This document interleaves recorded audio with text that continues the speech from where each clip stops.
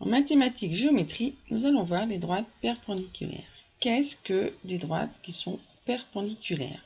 Là, il y a plein de droites dessinées sous tes yeux qui se croisent ou qui ne se croisent pas. Où sont les droites perpendiculaires? Alors, nous allons partir sur la vie de Piet Mondrian, qui est un artiste qui est né au 19e et au 20e siècle et qui a été le précurseur dans l'art abstrait.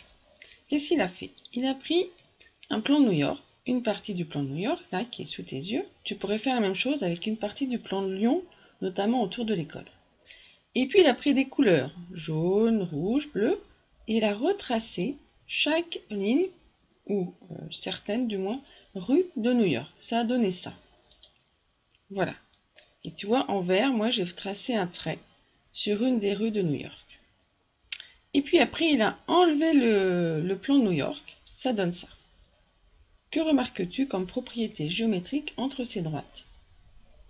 Eh bien, à chaque fois que deux droites se croisent, elles se croisent de manière à ce que leur intersection fasse un angle droit. C'est-à-dire que si je mets l'équerre, là, à l'intersection de deux droites, les deux droites jaunes, là dans l'exemple, tu remarques qu'elles se croisent parfaitement avec un angle droit. Eh bien, ce sont ça des droites perpendiculaires, ce sont des droites qui se croisent, formant à leur intersection un angle droit. Et là, tu vois d'autres tableaux de Piet Mondrian, qui réutilisait ce principe d'intersection de droites perpendiculaires, avec comme support à l'origine le plan New York. Une petite carte mentale.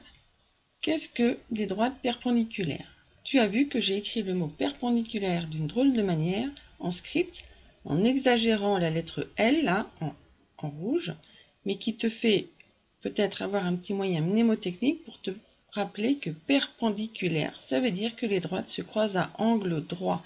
Et dans le L, là, je peux mettre une équerre qui rappelle cet angle droit. Donc ce sont des droites qui se croisent obligatoirement en ayant un angle droit à leur intersection. L'angle droit est noté d'une manière géométrique, c'est-à-dire que quand on va lire un schéma géométrique, il n'y aura pas écrit en français « Attention, droite perpendiculaire ». Il y aura un petit signe qui a été inscrit en rouge qui reprend le fait qu'il y a un angle droit. Tu vois, entre les deux droites vertes, j'ai mis mon équerre, j'ai vu qu'il y avait un angle droit, j'enlève mon équerre et avec un stylo rouge, j'indique par deux petits traits là, qui refont un angle droit en fait, qu'il y a bien un angle droit. Il y a également une notation mathématique. Tu vois, la notation mathématique, c'est un angle droit. Il y a une droite qui est verticale et une autre qui est horizontale. Donc les droites qui passent par les points A et B, elle est perpendiculaire à la droite qui passe par les points D et C.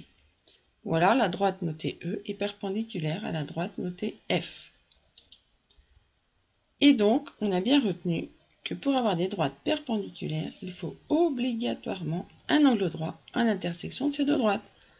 C'est-à-dire que les deux droites ici en rouge ou les deux droites ici en vert, elles se croisent très bien, mais leur angle, leur intersection n'est pas un angle droit justement, donc ce ne sont pas des droites perpendiculaires.